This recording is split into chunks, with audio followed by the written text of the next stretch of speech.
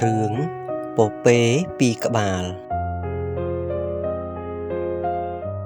មានពពែពីរហ្វូងរស់នៅលើជ្រាំងថ្មលើទន្លេម្ខាងម្នាក់ដោយមានស្ពានឈើចាស់មួយតភ្ជាប់រវាងជ្រាំងទាំងសងខាងមេក្រុមពពែម្ខាងមានរោមពណ៌ខ្មៅគួរឲ្យគោរពកោតក្រែងចំណែកមេក្រុមពពែម្ខាងទៀតមានរោមពណ៌សយ៉ាងស្រស់ស្អាតថ្ងៃមួយមេក្រុមទាំងពីរចង់ឆ្លងស្ពានក្នុងពេលតែមួយពួកវាប្រឈមមុខនឹងគ្នានៅចំពាក់កណ្ដាលស្ពានចាស់នោះ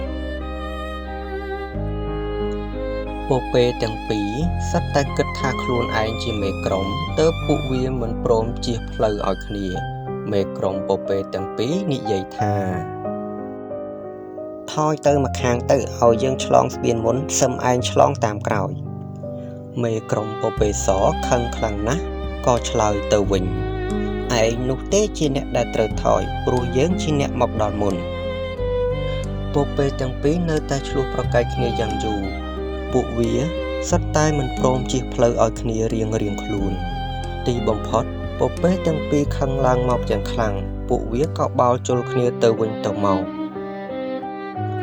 ការប្រយុទ្ធគ្នាយ៉ាងកម្រោលធ្វើឲ្យស្ពានចាស់យល់យ៉ាងខ្លាំងរហូតដាច់ចេញពីគ្នាធ្វើឲ្យពពែទាំងពីរធ្លាក់ចូលទៅក្នុងទឹកទន្លេហើយក៏លង់ស្លាប់រឿងនិទាននេះបង្រៀនឲ្យដឹងថាការប្រើកម្លាំងបាយនិងហិង្សា